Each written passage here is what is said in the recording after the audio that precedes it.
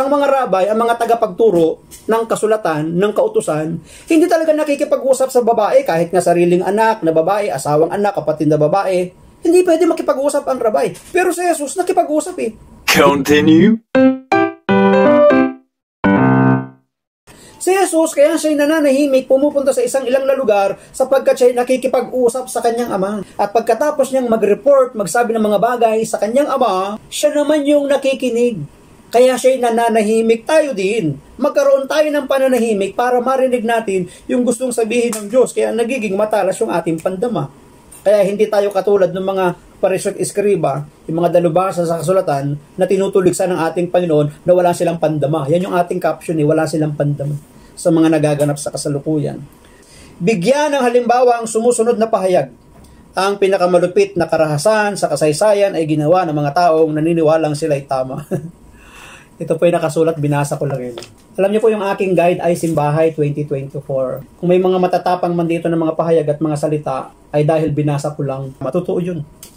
Kaya nga hindi natatapos yung away at gulo eh. Tingnan po ninyo sa awayan. Tingnan po ninyo, balikan po natin, ang pinakamalupit na karahasan sa kasaysayan ay ginawa ng mga taong naniniwalang sila'y tama. Kaya hindi po natatapos ang away, ang gulo, ang pagtatalo, ang argumento ng dalawang panig. Kasi nga akala niya siya ay tama. Dahil ang dalawang panig ay nag-aakalang pareho silang tama, hindi matatapos ang pag-aargyo. Si Jesus man eh, medyo mahaba na itong live natin eh. Si Jesus man eh, yung babae sa Samaria, gustong makipag-argue sa Panginoon. Sinong babae yon? Eh di yung nandun sa balon, sapagkat nung humingi ng tubig ang Panginoon, ayaw siyang bigyan eh. Ano ang sabi ng babae? Di yata't Hudyo ka, ako ay Samaritana.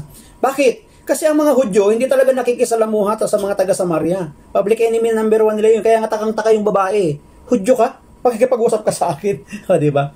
So meron pong racial barrier. Ang tawag doon racial barrier. Hindi yata't ikaw ay Hudyo. Ako ay taga-Samaria, Samaritana. Pero, sabi ng Panginoon, kung kilala mo ang humihingi ng tubig sa iyo, baka ikaw ang hihingi ng tubig. Diba?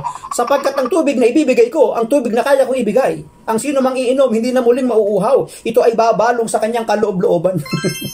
Pag uminom ka ng tubig niya, dito na mismo kusang bumubukal yun kaya hindi ka na mauuhaw, di ba? Yun yung unang hadlang sa kanila racial barrier. Pangalawa, ang mga rabay, ang mga tagapagturo ng kasulatan, ng kautusan, hindi talaga nakikipag-usap sa babae kahit nga sariling anak na babae, asawang anak, kapatid na babae. Hindi pwede makipag-usap ang rabay. Pero si Jesus nakipag-usap eh. Ginang, bigyan mo ako ng tubig. Diba? Ito yung ikatlo. Tingnan nyo ha, racial barrier, gender barrier. Ito yung ikatlo. Sabi ninyong mga Hudyo, diba? So, racial barrier, gender barrier, ito yung pinakamatindi. Sabi ng babae, sabi ninyo mga Hudyo, sa Jerusalem lang dapat sambahin ang Diyos. Sabi ninyo mga Hudyo. Di ba?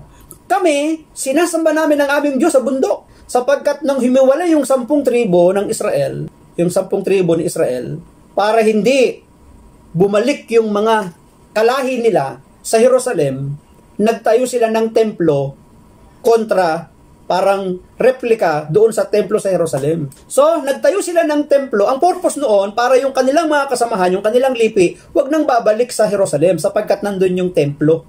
Kaya, yung 10 tribo, nagtayo ng sariling templo. Yun, sa bundok, sa Mount Gerizim. Kaya ang sabi ng babae, sabi niyo mga Hudyo, ang Diyos ay dapat sambahin sa Jerusalem, pero kami, ang Diyos namin, sinasamba namin sa bundok. Diba? Yun, pwedeng makapag-create na ng argue eh. Pero si Jesus, tingnan ninyo, hindi siya nakipagtalo. Hindi siya nakipagdebate, hindi siya nakipag-argue. Ano ang sabi ng Panginoon sa kanya? Ginang, tandaan mo, darating ang panahon, ang Diyos ay sasambahin sa espiritu at sa katotohanan. Ang Diyos ay sasambahin hindi sa Jerusalem, hindi sa mga bundok, kundi ang Diyos ay sasambahin sa espiritu at katotohanan. In spirit and in truth.